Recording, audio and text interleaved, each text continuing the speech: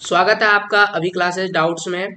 और आपका सवाल है कि जनसंख्या के स्थानीय वितरण के प्रतिरूपों का वर्णन करें। स्थानीय वितरण का मतलब क्या होता है? स्थानीय वितरण का मतलब होता है कि जनसंख्या किसी खास जो स्थान है वहां पर कैसे वितरित है, उसे हम स्थानीय वितरण कहते हैं। अब स्थानीय वितरण के आधार पर जनसंख्या को पांच भागों में हम बांट सकते हैं। एक ऐसा जगह होगा जहां पर सबसे अधिक जनसंख्या होगी, तो हम उसे कहते हैं उच्च जनसंख्या वाले राज्य। फिर एक ऐसा क्षेत्र होगा जहां पर जो है थोड़े कम जनसंख्या होगी, तो इसे बोले मध्यम जनसंख्या वाले राज्य। कुछ ऐसे क्षेत्र होंगे जहां पर बहुत ही कम जनसंख्या होगा, तो उसे हम कम जनसंख्या वाले राज्य कहते हैं, या तो हम उसे जनजातीय क्षेत्र के नाम से जानते हैं। इसके बाद एक और होता है निवास के आधार पर।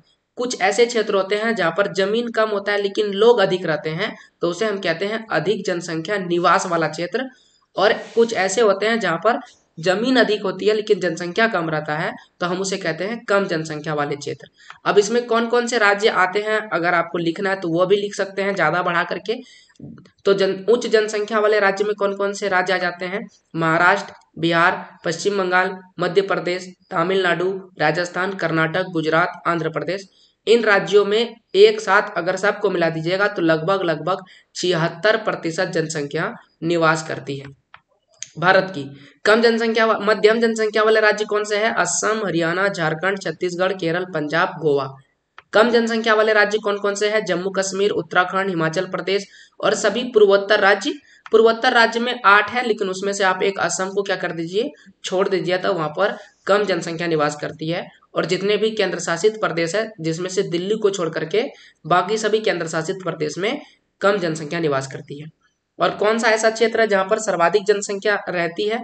तो जो डेल्टा वाला क्षेत्र की बात करें या उत्तरी मैदान का क्षेत्र करें, चूंकि ये कृषि की दृष्टि से बहुत ही बेहतर जमीन है, इसलिए यहाँ पर अधिक जनसंख्या निवास करती है। उसी प्रकार से तटीय मैदान में भी सेम कंडीशन है। कम जनसंख्या कहाँ रहती है? प्रायद्वीपीय उच्च भाग में, हिमालय के क्षेत्र में, और उत्तर पूर्वी राज्य में, और पश्चिमी रेगिस्तान में, क्योंकि ये वो इलाके हैं जहां पर रहने के लिए उतना बेहतर जगह नहीं है। तो ये था आपके सवाल का जवाब। और ऐसे ही सवालों के जवाब के लिए सब्सक्राइब कीजिए अभी क्लासेस डाउट्स को, क्योंकि मेरा जो सवाल का जवाब लिखने का तरीका है मैं उस तरह से लिखता हूँ जैसे आपको परीक्षा में लिखना है। ठीक है? और कम से कम शब्दों में लिखने का प्रयास करते हैं, 120 शब्द में, 130 शब्द में, 150 शब्द में, जैसे परीक्षा में बोला जाता है। कई सारे जगहों में अगर आप ढूंढिएगा तो वहां पर आपको मिलेगा जो 120 शब्द में लिखना है उसको 200-200, 300-300 शब्द में लिख दिया है।